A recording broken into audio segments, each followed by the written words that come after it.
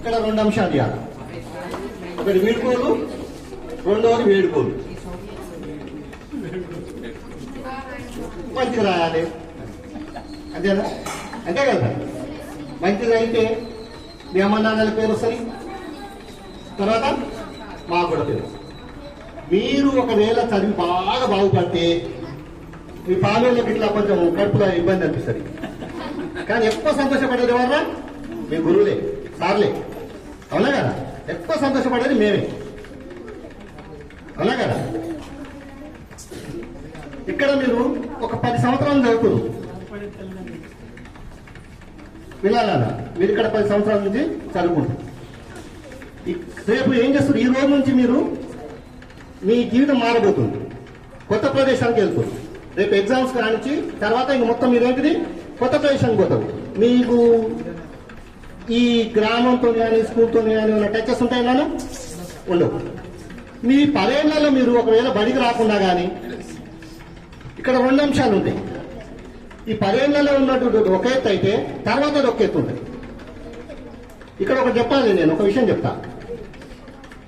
మన కోతిని చూసినారా? నేను రోజు చూస్తూనే ఉంటాం, పిల్లిని చూసిన. ఇక్కడ మార్జాల కిషోర న్యాయం అనేది ఒకటి ఉంటుంది, మరకడ కిషోర న్యాయం అనేది ఒకటి ఉంటుంది. మార్జాలం అంటే ఏంద్రా? పిల్లి. ఈ స్కూలు వాతావరణం మొత్తం ఎట్లుంటుందంటే ఈ 10 సంవత్సరాలది మీకు మార్జాల కిషోర న్యాయం చెప్పుకుంటుంది. సొంత మన పిల్ల ఏం చేస్తుంది? తన పిల్లల్ని ఎక్కడికి వెళ్ళినా కానీ కింద పడకుండా జాగ్రత్తగా నోట ఖర్చుకొని తీసుకెళ్తారు. అంత జాగ్రత్తగా చూసుకుంటారు ఇక్కడ టీచర్. అవునా? మీరు బడికి రాకుండా మీ ఇంటికి వచ్చి తీసుకురావడం, అరే నాన్న బడికి రారా, చదువుకోరా, దగ్గర మంచిగా కూర్చొని బుజ్జగించి చెప్పేది ఈ పాఠశాల. అవునా కదా? పిల్లి ఎక్కడన్నా కింద పడేస్తారా? నోట కట్టుకొని ఎక్కడ దెబ్బ తగ్గుతుందో అని తను ఎక్కడికి పోతే అక్కడికి తీసుకెళ్తుంటుంది. అవునా కదా? మరి అదే కోతి అయితే రేపు మీరు పోయేది ఏంటిది? కాలేజీ వాతావరణం. అక్కడ ఏంటంటే మొత్తం కోతిది మరకడ కిషోరన్యాయం. అప్పుడు టీచర్ మీ అమ్మాయి వాడారు, మీరే టీచర్ అమ్మాయి వాడా? సార్ ధర్మ క్లాస్కు రా సార్, చెప్పు సార్ అని. అక్కడ వేరే ఉంటుంది. ఇప్పుడు కోతిని చూసిరు కదా, కోతి పిల్ల ఏం చేస్తారు? కోతి తల్లి పట్టుకోదు, పిల్లల్ని పట్టుకుంటారు. ఈ చెట్టు నుంచి ఆ చెట్టు నుంచి ఆ చెట్టు దుంకుతుంటే బాధ్యత ఎవరుంటుంది? పిల్లలే ఉంటుంది, పిల్లల్నే పట్టుకోవాలి. వదిలిపెట్టినప్పుడు కింద పడతారు. అంటే రేపు మీరు ఇందులో మీకు ఏం చేస్తారు? సార్లు మీ అమ్మాయి పడి చదవండి రా నాన్న, మంచి పేరు తెచ్చుకుంటారా, మంచి చదవండి రా, బుద్ధిగా ఉన్నాను రా అని ప్రతిరోజు మిమ్మల్ని చెప్తుండేది. ఇంకా రేపు నుంచి వాతావరణం ఉండదు. మీరే చదువుకోవాలి, మీరే ఆ లెక్చరర్లను తెలుసుకోవాలి, మీరే శ్రద్ధ తీసుకోవాలి, మీరే చూసుకోవాలి. ఎంత మార్పు వస్తుంది కదా. కాబట్టి మీ తల్లిదండ్రులు, నేనేమంటానంటే మీ తల్లిదండ్రులు చాలా గొప్పవారు. ఎందుకంటే వాళ్ళు చదువుకోలేదు. నేను చదువుకోకుండా కానీ మా పిల్లలు చదువుకోవాలి, బాగా ఉన్నత స్థానానికి రావాలని వాళ్ళు కష్టపడి ఏం చేస్తుంది? మిమ్మల్ని బడి పంపిస్తుంది. రేపు మీరు గొప్పవారైతే సంతోషపడతారు. లేదు నేను మా నాన్నలకన్నా కూలి పోతాను, మా నాన్నలకన్నా ఆటో నడుపుతా, ఇంకా నేను ఇట్లనే ఉంటా, అలాగేనా? బుక్క ఆటో ఎక్క ఏం చేయాలనుకుంటే ఇంకేమైతే కదా. అప్పుడు ఏమవుతుంది? ఈ పావనగొండ ఒక ఆసియా ఖండం, ఈ ఎర్సాన్ని కూడా ఒకటి ఆఫ్రికా ఖండం, ఇంకా ఇవే ఖండాలు, ఇంకా ఈయననే చూస్తుందా? ఇంకా ప్రపంచం అర్థమైందా? ఇంకా ఈయన మీరు ఇంకా మొత్తం బయట చాలా పెద్ద ఉంది ప్రపంచం. అర్థమైందా? ఐక్యరాజ్య సమితిలో 193 దేశాలు ఉన్నాయి. ఇంకా అలా నమోదు కానీ ఇంకా చాలా దేశాలు ఉన్నాయి. మొత్తం చిన్న 240 పైన ఉన్నాయి దేశాలు. ఇదంతా చూడాలంటే చదవాలి, జ్ఞానం. అర్థమైందా? మిమ్మల్ని ఎవరు తీసుకెళ్లరు, మీ అంటే ఎవరు రాదు, అమ్మ రాదు, నాన్న రాదు, ఫ్రెండ్స్ రాదు, ఎవరు రాదు. మీ అమ్మ చివరి లేకుంటే చదువు. అర్థమైందా? అదే ప్రత్యక్షంగా మీరు పోగలుగుతారు, ఎక్కగలుగుతారు, విమానాలు ఎక్కగలుగుతారు, ఏదైనా చేయగలుగుతారు. అర్థమైందా? ఇంకా ముఖ్యంగా ఏంటంటే పల్లెటూరు పిల్లలకు మీకు చాలా తెలివి ఉంటాయి. సిటీ వాళ్ళకంటే మీరేంటిది? బియ్యం ఎట్లా వస్తాయంటే మీరు ఏం చేస్తారు? వరి నారేస్తాం, తర్వాత నాటేస్తాం, కలుపురిస్తాం, తోటకు వస్తాం, తర్వాత మిల్లుకి వేస్తాం, తర్వాత బియ్యం వస్తాయి. అదే సిటీ పిల్లలు వస్తాయి. బియ్యం ఏమిటి వస్తుంటే శాతానికి వస్తాయంట. వాళ్ళు తీసుకుపోయి వచ్చి ఒకసారి హైదరాబాద్ పిల్లలు తీసుకొస్తే విరాట్ కూడా దగ్గర తీసుకుంటే ఇదేంటంటే వరి చెట్టు అంటుంది. వరి నాయకుడు ఏమంటుండే? వరి చెట్టు అంటుంది, బియ్యం చెట్టు.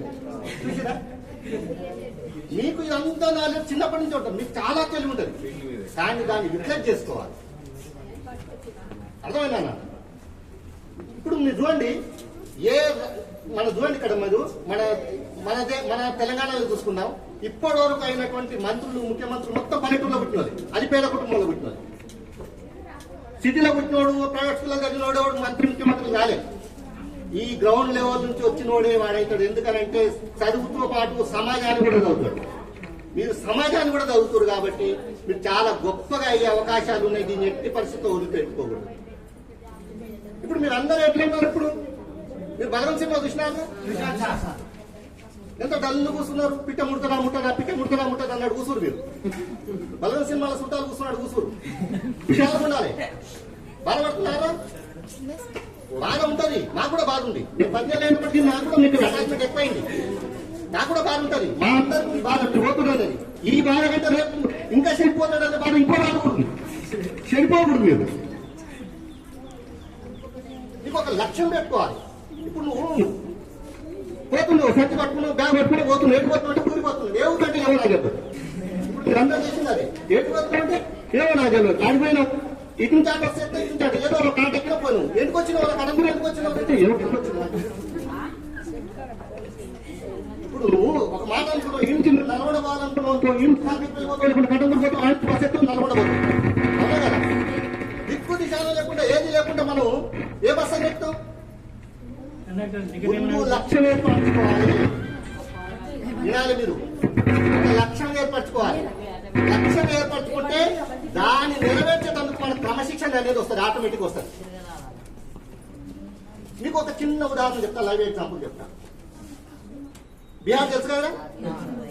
ఏ దేశంలో ఉంది? భారతదేశంలో ఉంది. బీహార్ ఉంది కదా?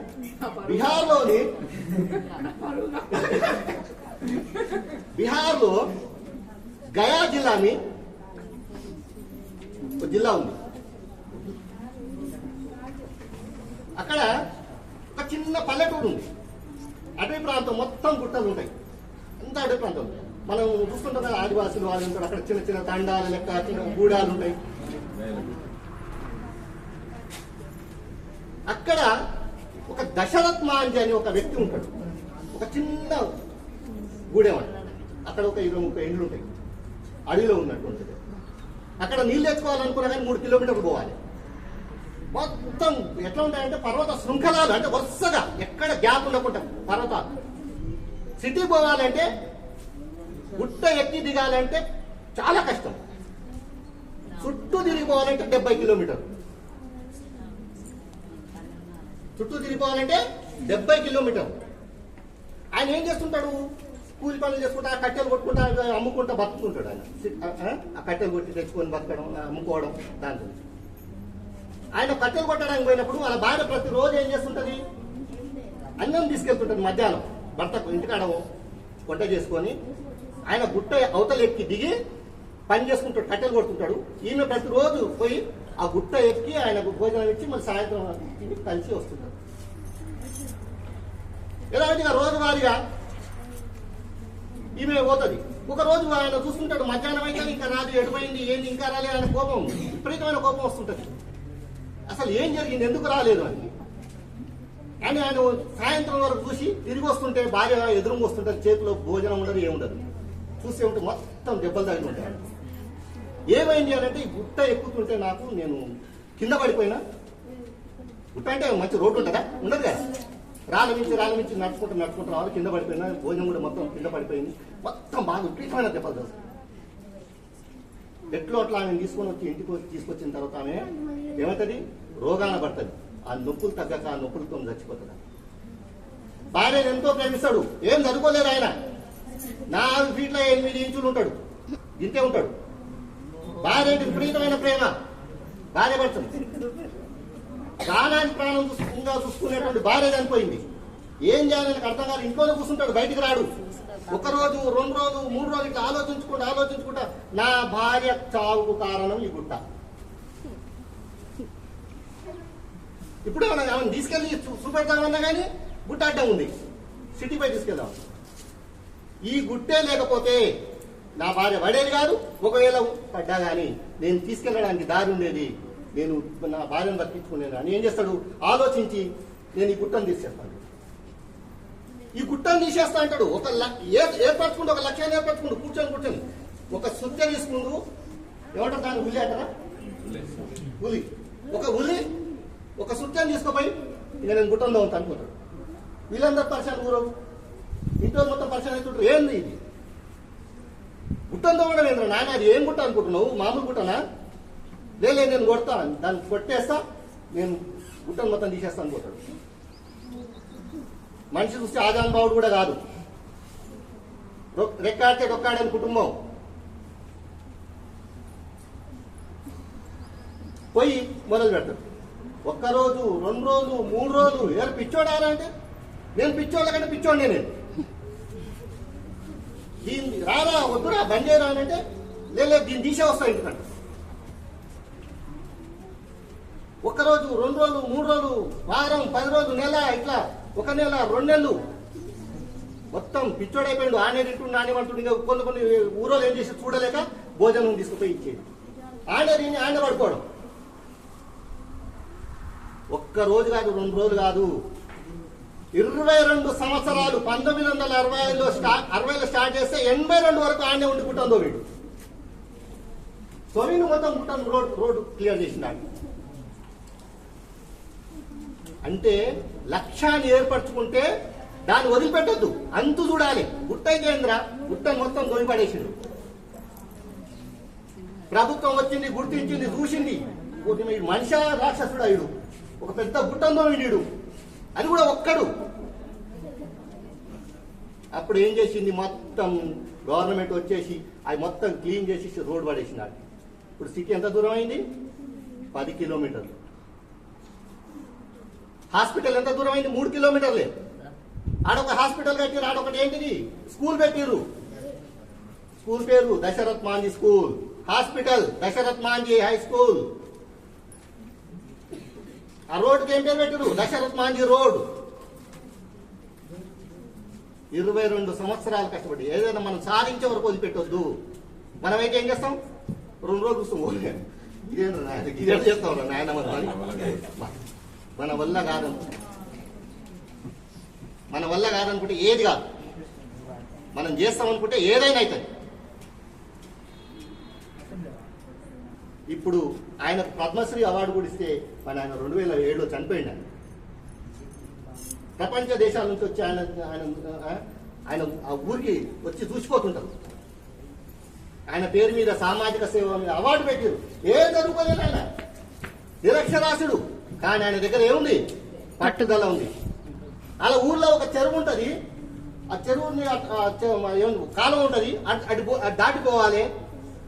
పోతే అక్కడ వ్యవసాయం చేసుకోవడానికి దానికి అవకాశం ఉంటుంది. అంటే ఆయన ఏం చేస్తాడు, ఈ చెరువు మీద బ్రిడ్జ్ చేయాలంటే గవర్నమెంట్ ఉండాలి. వాళ్ళంటే గవర్నమెంట్ ఎక్కడ ఉంటారంటే ఢిల్లీలో ఉంటుంది. ఢిల్లీ పోతే కలుస్తారు, రాష్ట్రపతి కలిసి చెప్తారంటే రాష్ట్రపతి కలిసే పని అవుతుంది. అంటే ఎంత దూరం అంటే 1100 కిలోమీటర్లు. రైలు పట్టాలు పడిపోతూనే ఉండు, 1100 కిలోమీటర్లు పోయిండు. ఆడ పోతుంటే దారిలో జనాలు డబ్బిస్తుంటే, మన అన్నం పెడుతుంటే, నాకు అన్నం ఇస్తే నేను ఏమైతే బరువు పెరుగుతాను, నాకు డబ్బులు ఇవ్వరి, నేను ఊళ్ళో చెరువు కట్టుకుంటా అని చెప్పి ఆ డబ్బులు వసూలు చేసుకుంటాను. అంటే ఏదన్నా అనుకున్నాడంటే సాధిస్తే తత్వం ఉన్నటువంటి వ్యక్తి. మీరు కూడా అలాంటి వాళ్ళు కావాలి. దీనికి క్రమశిక్షణ అవసరం. మీ దగ్గర శక్తి చాలా ఉంది, అర్థమైందా, ప్రతి ఒక్కరి దగ్గర ఉంటుంది. మీరు దాన్ని యూటిలైజ్ చేసుకోవాలి. యూటిలైజ్ చేసుకుంటే మీరు ఈ చుట్టుపక్కల కనపడరు. మీ ఊళ్ళ నుంచి ఒకటి ఐఏఎస్ అయింది అనుకోండి, వరుస పెడతారు. ఈ నుంచి మిమ్మల్ని చూసి ఎంతో మంది ఇన్స్పిరేషన్ పొందుతారు. నేను మీ ఊళ్ళో ఒక ఆఫీసర్ అయింది అనుకోండి, ఆయన చూసి ఎంతో మంది జరుగుతుంటారు. అర్థమైందా? కాబట్టి చదువుకు ప్రాముఖ్యతను ఇవ్వాలి. మీరు ముందే లక్ష్యాన్ని ఏర్పాటు చేసుకోవాలి. మీ శక్తి తగ్గట్టు నువ్వు ఏం తీసుకుంటావు, నేను ఏం కావాలనుకుంటున్నావు. చదువు మంచిది చెడ్డదని ఉండదు. హెచ్ఈస్ అయినా మంచిదే, బైపీస్ అయినా మంచిదే, ఎంపీస్ అయినా మంచిదే, అన్ని మంచివే. మంచి కాకపోతే గవర్నమెంట్ ఎందుకు పెడుతుంది? పెడతదా? చెడ్డ చదువులు ఉంటాయా? అన్ని మంచివే. దాన్ని చదువుకుంటూ పోవాలి. మీరు ఏం కావాలనుకుంటున్న ముందు డిసైడ్ చేసుకోండి, తర్వాత వెళ్ళండి. మీరు అక్కడ మీరు ఖచ్చితంగా సాధిస్తారు. మీ దగ్గర ఉంది, కానీ కొంచెం క్రమశిక్షణ అవసరం. అది అలవర్చుకుంటే మీరు గొప్పవాళ్ళు అవుతారు. కాబట్టి నేను మీ అందరికీ ఆశీర్వదిస్తున్నాను. మీరు అందరూ మంచి మార్కులతో పాస్ కావాలి, మన ఊరికి మంచి పేరు తేవాలి, మన బడికి మంచి పేరు తేవాలి, మన అమ్మా నాన్నలకు మంచి పేరు తేవాలి, మనకు మంచి మన సార్లకు మంచి పేరు తేవాలి. మీరు గొప్ప వాళ్ళకి ఎదగాలని కోరుకుంటూ మనస్ఫూర్తిగా కోరుకుంటున్నా. అవకాశం ఇచ్చిన మీ అందరికీ ధన్యవాదాలు తెలియజేసి ముగిస్తున్నా. జై హింద్, జై తెలంగాణ.